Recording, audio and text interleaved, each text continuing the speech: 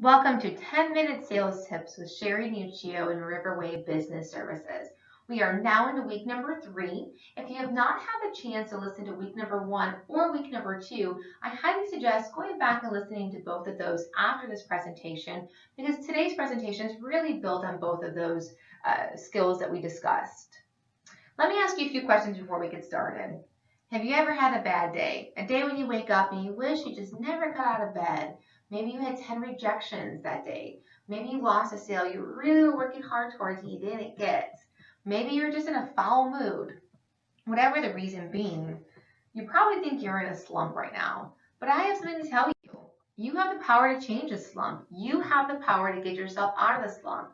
You have to be self-motivated. You have to be self-starting, sales responsible. You have to be solution-driven and hardworking.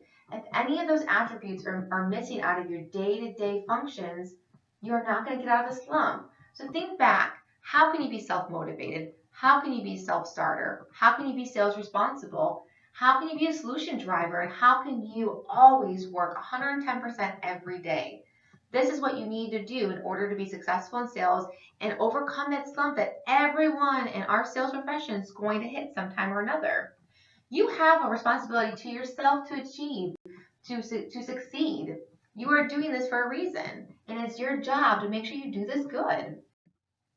Let me tell you about a little of the culprits that get us into these slumps. But first, a secret. Most salespeople will not do the hard work that it takes to make selling easy. Let's say that again. Most salespeople will not do the hard work that it takes to make selling easy. So let me ask you, how many sales books have you read in the past month, in the past 6 months? How many sales blogs are you currently subscribing to? How many LinkedIn sales groups are you subscribing to? Do you practice your pitches, your rebuttals? Do you do this in front of a mirror? Do you record yourself? Do you practice and role play with coworkers? And are you actually actively listening right now? If you are and you do all of this, you will succeed. You will overcome the slump. Let me tell you a secret as well. Another secret. I'm full of those today. You really are not in a slump. You just think you are because you have the power to get out of it. Your mind is doing this to you. It's the way you're reacting to some of these negative actions. And if you react with some positivity, you're not going to get yourself in the slump in the first place. But don't worry. Don't panic. Don't get yourself down. Don't blame your boss or the economy or that your dog ate your homework last night. I'm going to give you some hard tips that you can use on a daily basis if this culprit seems to kind of slip into your day and you find a negative attitude. Causes of your slump. You have a poor belief system. You have poor work habits. Let's talk about that.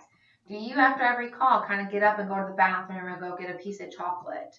Or are you 100% ready to make that next call? Every time there's a pause in between when you're on a roll, you have to get back on the roll. Make sure you're ready to go, go, go, not go, pause, go, pause.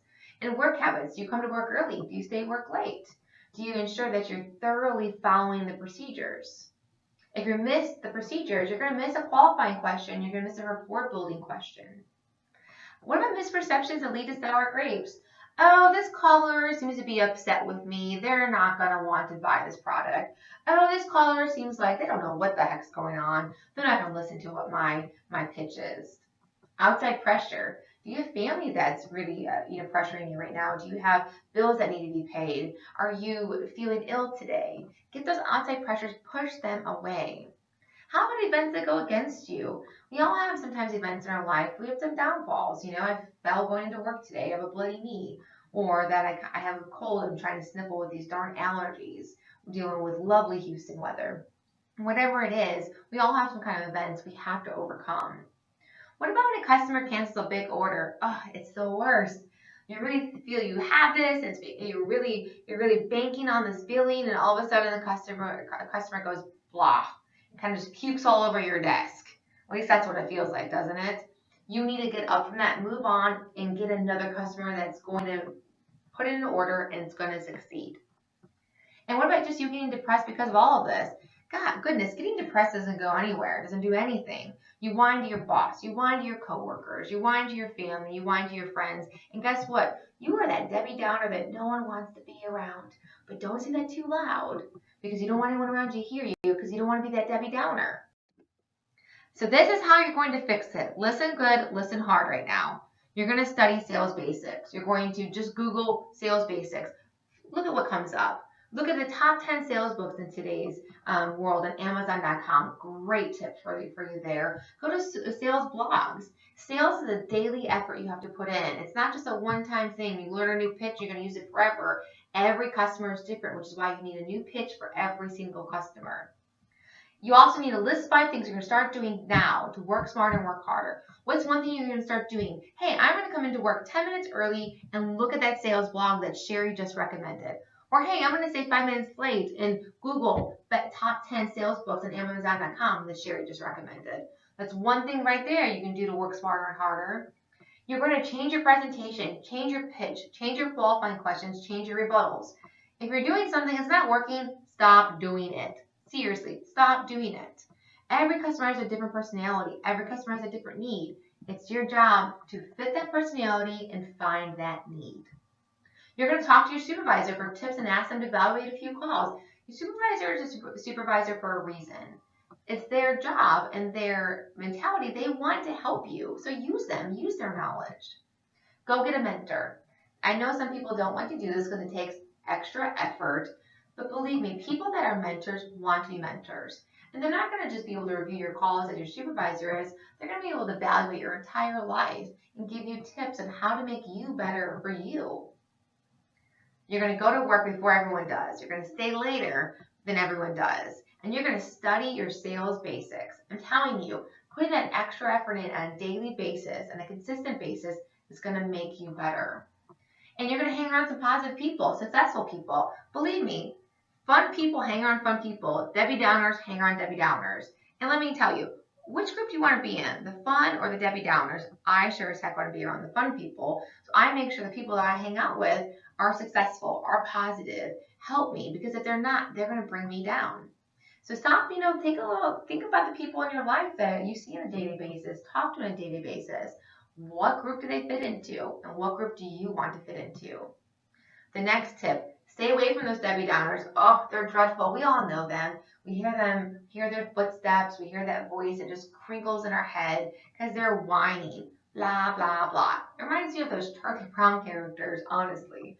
And you don't want to be that Debbie Downer. You want to be that person that comes in the office and everyone's excited to see. That's who you want to be. Because if you're the Debbie Downer, I bet your customers feel you're a Debbie Downer as well, and no one's going to want to buy from you. You're going to spend 15 minutes in the morning reading about positive attitudes, positive thought, a positive quote, something. You need to get yourself on a good starting base, and every morning thinking about positivity is going to really take you through the whole entire day when you get those bad calls. Because guess what? You're going to get them. Everyone gets them. But it's how you react to them that makes the difference. You're going to listen to recordings of your calls. So you're going to ask your supervisor to listen to a few recordings of your calls. And then why don't you dissect those calls?